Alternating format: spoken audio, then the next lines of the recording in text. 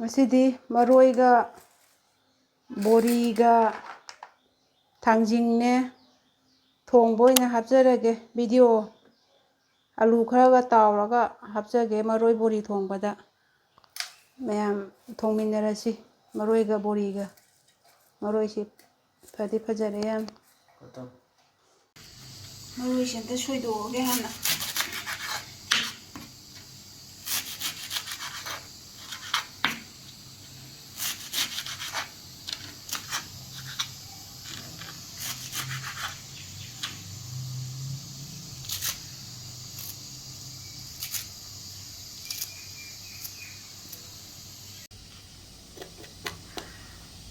ꯊꯥꯡꯖꯤꯡ ꯇꯤꯡꯒꯪꯁꯦ ꯌꯥꯝ ꯊꯤꯟꯕꯅꯤ ꯁꯤ ꯀꯤꯖꯩ ꯈꯣꯛꯇꯧꯁꯦ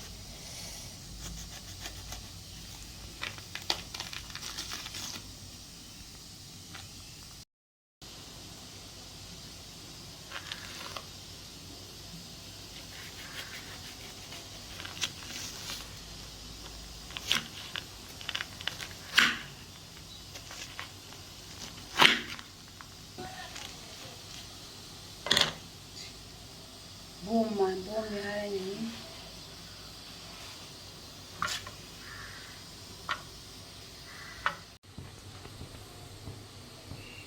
ꯊꯥꯎ ꯍꯩꯖꯔꯒꯦ ꯕꯣꯔꯤꯒ ꯑꯂꯨꯒ ꯈꯔ ꯇꯥꯎꯊꯣꯛꯑꯒꯦ ꯍꯥꯟꯅ ꯕꯣꯔꯤꯁꯦ ꯍꯥꯟꯅ ꯇꯥꯎꯊꯣꯛꯍꯧꯔꯒꯦ ꯇꯥꯎꯊꯣꯛꯑꯒ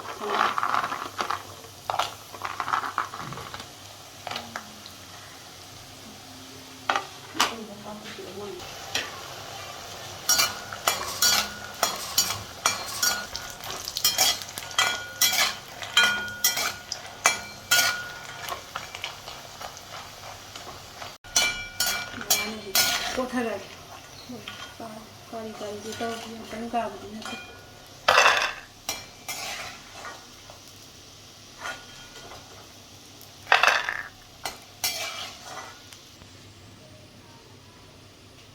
ꯃꯊꯪꯗ ꯑꯂꯨꯁꯤ ꯑꯃꯨꯛ ꯇꯥꯎꯍꯧꯔꯒꯦ ꯑꯂꯨꯒ ꯕꯣꯔꯤꯗꯤ ꯇꯥꯎꯍꯧꯔꯒꯦ ꯑꯂꯨꯁꯤ ꯑꯃꯨꯛ ꯇꯥꯎꯍꯧꯔꯒꯦ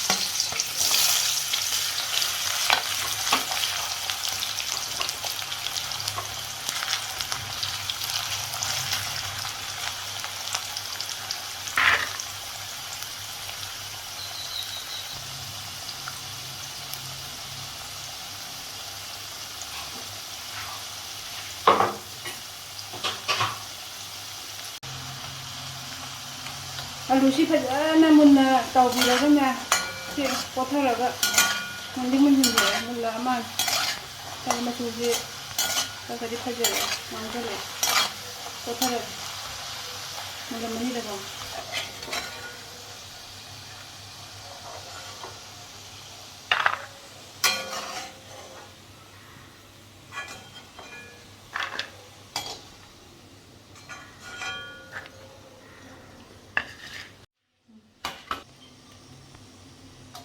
ꯄꯥꯏꯊꯔꯒꯦ ꯇꯦꯖꯄꯇꯥ ꯃꯅꯥꯁꯦ ꯉꯧꯔꯒꯦ ꯁꯤꯅ ꯍꯤꯡ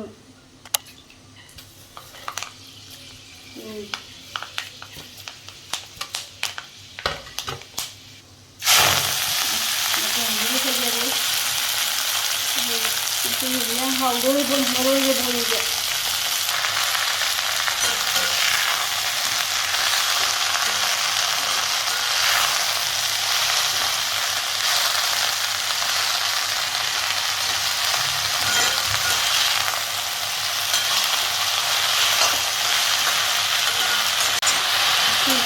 ꯄꯥꯊꯕ ꯉꯧꯗꯣꯏꯅꯤ ꯑꯗꯨꯒ ꯆꯅꯝ ꯀꯩꯀꯩ ꯈꯔ ꯍꯥꯞꯇꯣꯏꯅꯤ ꯃꯣꯔꯣꯛ ꯑꯇꯦꯛꯄ ꯆꯅꯝ ꯍꯔꯤꯕꯣꯞ ꯈꯤꯇꯪ ꯄꯥꯊꯗꯣꯏꯅꯤ ꯍꯧꯖꯤꯛ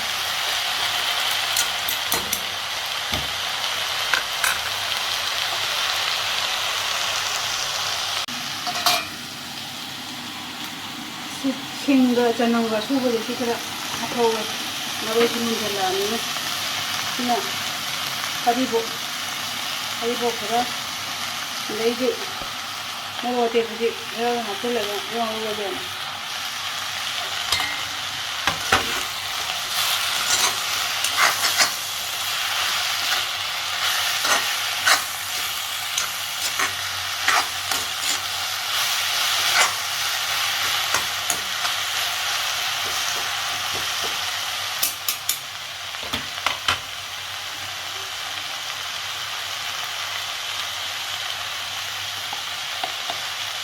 ꯃꯆꯨ ꯍꯥꯞꯄ ꯌꯥꯔꯅꯤ ꯃꯆꯨ ꯍꯥꯞꯆꯤꯜꯂꯒꯦ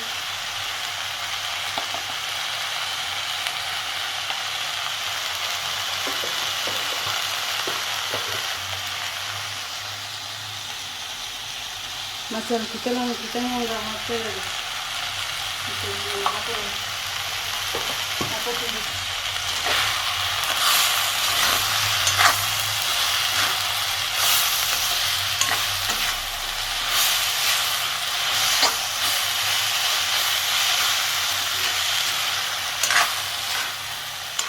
lagi habis lagi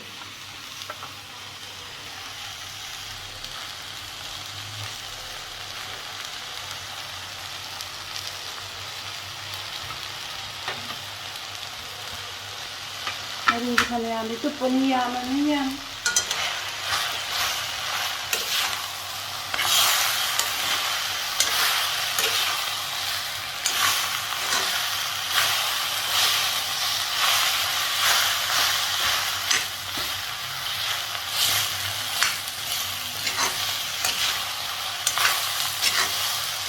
Ini kasih lagi, ini hati lagi.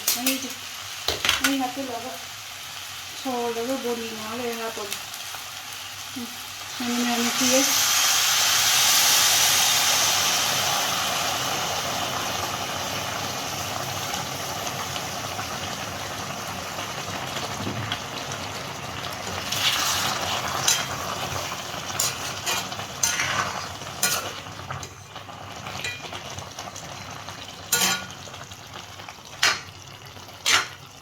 Ya, kita akan asal dulu.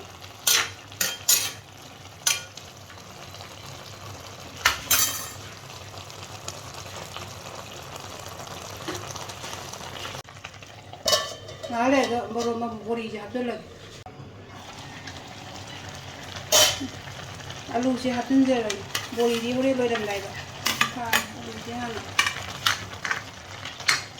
Mau mau di mana? Ini minjang lagi ini.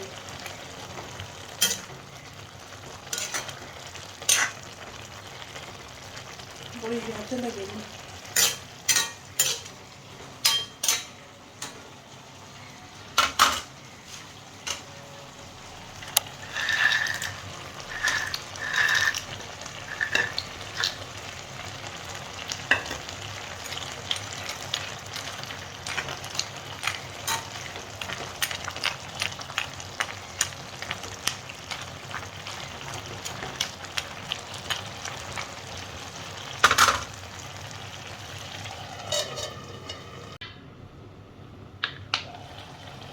Ini kemudian maafin ya orang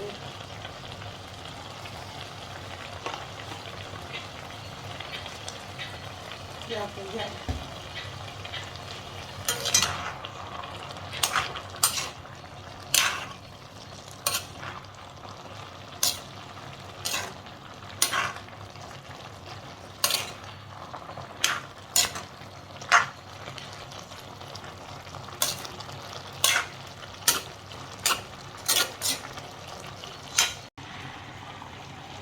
Tadi mau makan gara-gara gak bosan jalan salam